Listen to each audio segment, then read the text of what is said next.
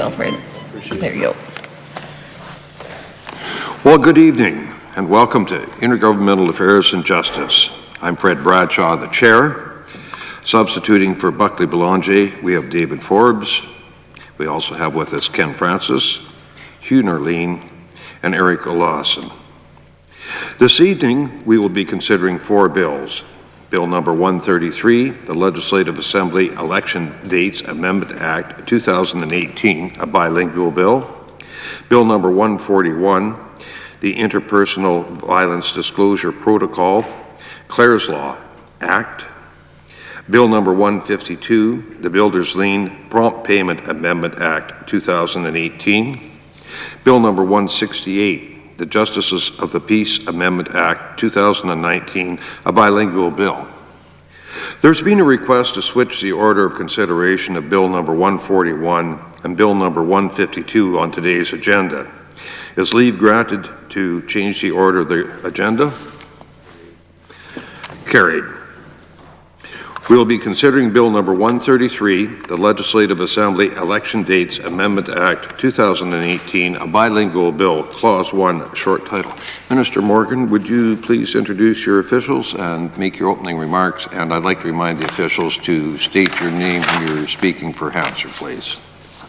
Thank you, Mr. Chair. I'm joined tonight by Darcy McGovern, Director of Legislative Services, as well as staff from my office here, Flynn, Coxon, Wallace, Maldman.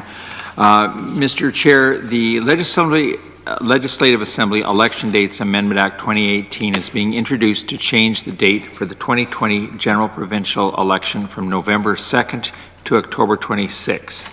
Under the existing election laws, the 2020 provincial election would have been held 5 days after municipal elections.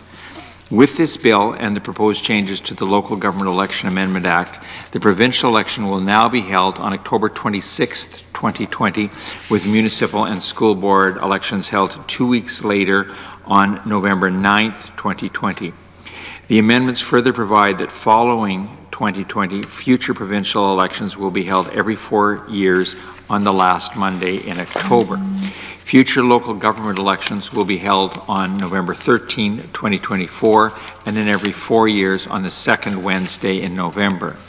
Mr. Chair, after consulting with both rural and urban municipalities, it was clear they wanted to keep their elections in the fall of 2020, and so did we. Through this legislation, we believe we have reached a reasonable compromise that will allow local officials time to prepare for these changes. In 1991 and in 2003, the municipal and provincial elections were held roughly 2 weeks apart with no apparent problems. Fall provincial elections are preferable because they don't disrupt the legislative calendar. The elected government can still introduce the throne speech in the fall and a budget at the usual time in the following spring. Prior to the 2016 provincial election, the previous 4 elections were held in the fall. The 2016 election was in April due to a fall 2015 federal election, and this delayed the provincial budget until June.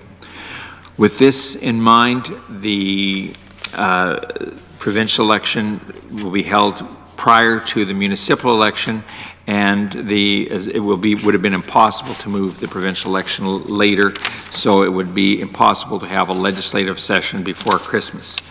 Mr. Chair, this government introduced set date elections when it was first elected to prevent the uncertainty of snap elections. Making these changes well in advance of the proposed election date is consistent with this practice and will support that commitment to certainty without unduly conflicting with local government elections. We would be pleased to answer your questions regarding the Legislative Assembly Election Dates Amendment Act 2018. Well, thank you, Minister. Are there any questions? Mr. Forbes?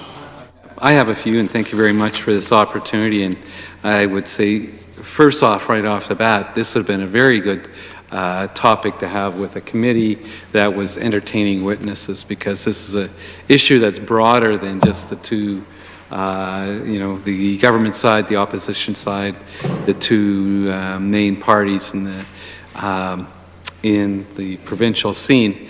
We just had the Australians here, and we've talked about the good things we've learned from them. And I'm thinking particularly about the committee, how we've structured our committees. But the missing thing really is that we don't have witnesses like we should be having, and I think this would be an excellent one, which an excellent opportunity to hear what are people saying. Now, Mr. Chair, the Minister, you had said, and I just want, if you could repeat that line that you had about that because of the 2 weeks that there was not going to be apparent problems. That's you're surmising that, or is that something you've taken as a proof? I believe that the electoral office can manage the elections when there's that much of a distance between them. Otherwise, they would have been directly on top of each other. So this allows for a distance between them, and it sets the pattern for future elections. Okay, you know, because and when I look back at what the Chief Electoral Officer's discussion paper, and it's 2 years ago, April 2017, that we received that. And they really did talk about the problems of the overlap. And at that point, the elections were going to be 5 days apart. And now they are going to be 14 days apart. Is that right? It's October. No, the municipal was going to be October 28th of 2020, and they are moving now to November 5th, I believe. If I got that They're date moving right. slightly later.